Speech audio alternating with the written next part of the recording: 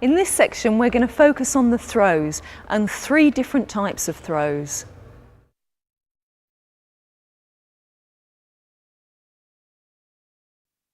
To send the ball over a long distance, this is the most appropriate pass as it gives more power.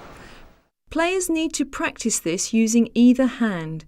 Before throwing the ball, the player needs to have 2 hands on it.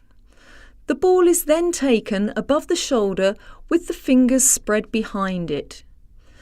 As the hand, arm and shoulder thrust forwards, the player takes a comfortable step forward. Notice how the player is balanced after throwing and the throwing arm finishes about chest height.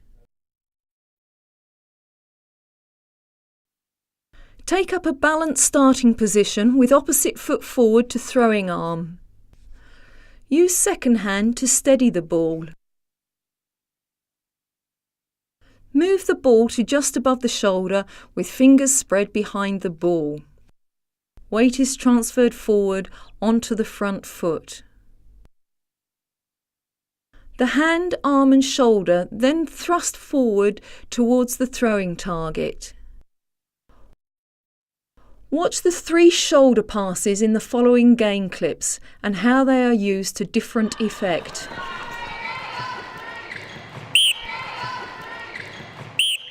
Structuring defence. To centre and Sonia Crow from centre to bench. Team back.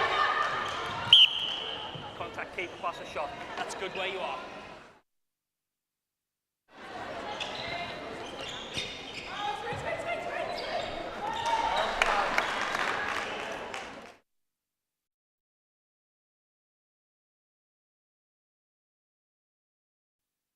This pass is useful when it is used over a short distance.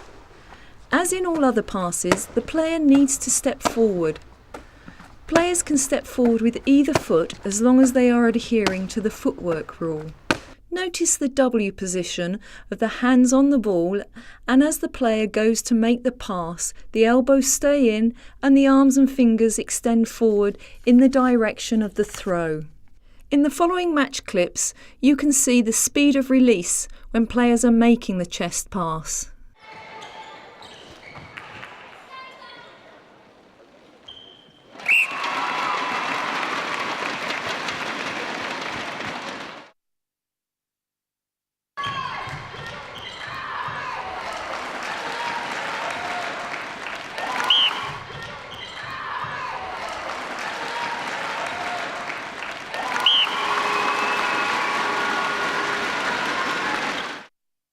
Here we see some common faults with the chest pass. The elbows are sticking out, commonly referred to as chicken wings.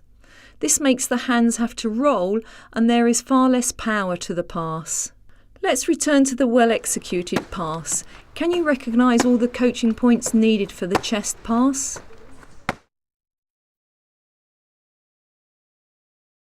For shorter passes, it gives control and speed. From a 2-handed catching position, make sure the ball is kept at chest height. The fingers should be spread behind the ball. Keep the elbows low and relaxed. Transfer the weight forward and push the ball out, extending the arms and wrists. Follow through with arms, hands and fingers.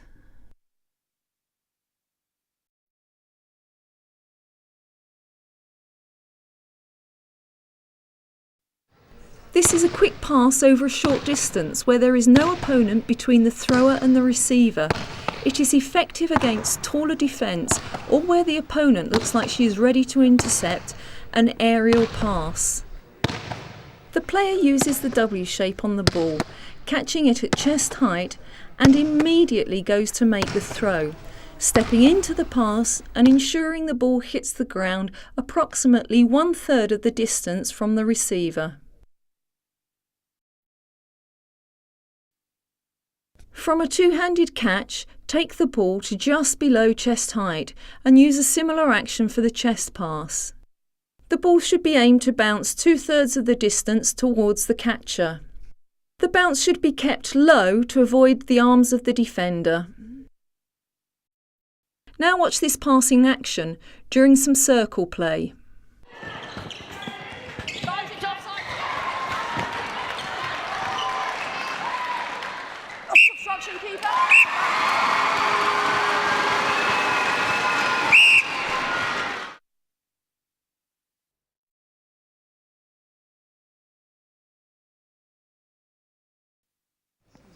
This is a pass used over a short distance and can be guided away from an opponent.